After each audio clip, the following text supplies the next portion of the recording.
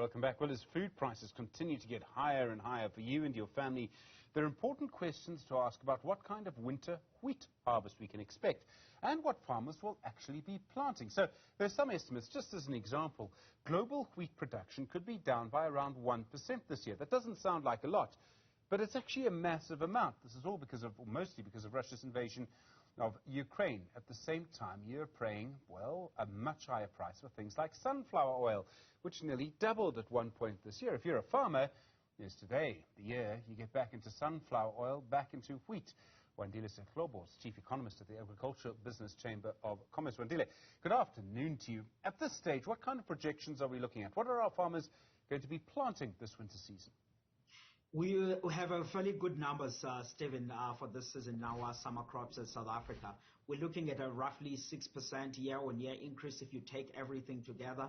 That's your wheat, barley, canola. And I think the incentive is what you are alluding to, the fact that global prices and South African agricultural prices are attractive for farmers, of course, linked to the international dynamics.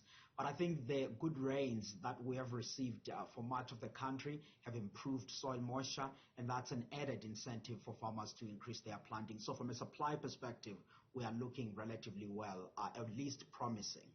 So even if it doesn't rain very much, there's still enough moisture in the soil to make it a good idea to invest in more seed. Absolutely, Stephen. And we think this time around we will see expansion in planting, particularly if you think about the Free State. And you will remember back in the 80s, Free State used to be one of those areas with largest wheat. We'll see a slight return on that planting, and to parts of Limpopo, Northwest, we could see some hectares there. But in the Western Cape, the rains of the past week or two have assisted a lot on making sure that the guys that have planted already, they begin to see some good germination. So we are positive. And sunflower oil, I mean, we've seen the price of that really spike. I've noticed myself, maybe it's coming down a little bit. It might depend where you go, might depend on supply. Are we seeing any changes to those prices? No, absolutely, Stephen. And I think even globally, if you look at the sunflower oil prices in about a month ago and today, we see prices softening. In a stock exchange, for example, JSE, prices were over 10,000 rand per ton. If you look at today, we are just hovering over 9,000 rands per ton. But of course, these are still higher prices, because if you remember back in 2017-18, sunflower seed prices would be around about 5,000 or even slightly less in some days. So it is coming down. But in as far as the supply in South Africa, we've had one of the best seasons, second largest harvest on record, just under 1 million tons of sunflower seeds that we expect. We see the harvest progressing well at this point. About 61% or so of the expected crop has already been delivered to the commercial silos. So we hope the next few weeks we could actually see the rest of it being ripped off so that we get a good crop. So different crops are different, right? As I understand it, if you want to make money out of sugar, you actually need to spend 10 years getting the crop ready before it really does it properly for you. What's the story with sunflowers? It seems to move much more quickly. I mean, my daughter grew one once. Yeah, I think, Stephen, we were somewhat blessed in the sunflower story, in a sense that we started the season in about October. That's where you start planting maize and vegetable oils in South Africa. And at the time, going into January, there was all of these excessive rains, which made it difficult for some farmers in parts of the Northwest and Western Free State to actually plant on time maize and soybeans to an extent. And those farmers ended up expanding sunflower, which you can plant slightly late than other crops, than other summer crops in South Africa. And as that happened, and then we ended up with the second largest crop that we are expecting in the history of this country, is when the global dynamics were also changing. And you will recall that as a country, we are typically net importers of vegetable oils, about 100,000 tons or so of sunflower oil a year, and we would import about 500,000 tons of palm oil. So this recovery in the domestic production, it also comes at a time where globally the vegetable oil markets, as you said in your introduction, are experiencing various headwinds. So it assists us or cushions us to an extent in as far as supplies, while prices were not completely insulated. Well, this comes to the next thing. So we know that prices are very high at the moment. We know that because of the loss of the Ukrainian supply, that, you have a shortage, and as a result, prices go up. So our farmers, other farmers around the world, Are they coming in to make the shortfall up very quickly? Are we going to see prices coming down anytime soon, or are we going to be here for quite a while? I think, Stephen, when one looks at the South Africa story, the South Africa story is slightly different than the world, in a sense that while the numbers that came out, for example, last week showed that South Africa's food price inflation was at 7.8 headline number. Of course, that's the quickest since about March 2017.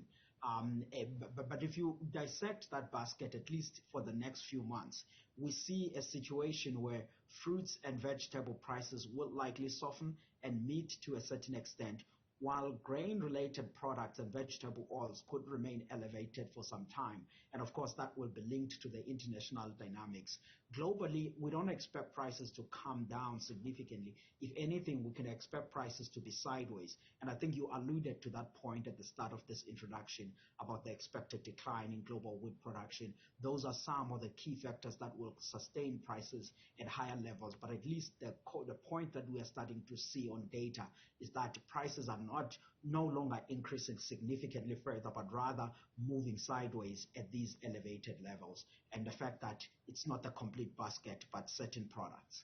I mean, the other thing is that, okay, so we can say that the Russian fleet is blockading Ukrainian ports. We're not going to get that wheat out into global markets and push prices down this year. But it seems to me very unlikely that Ukraine is going to produce the same amount next year that it produced this year. We know that this war is going to go on for quite some time.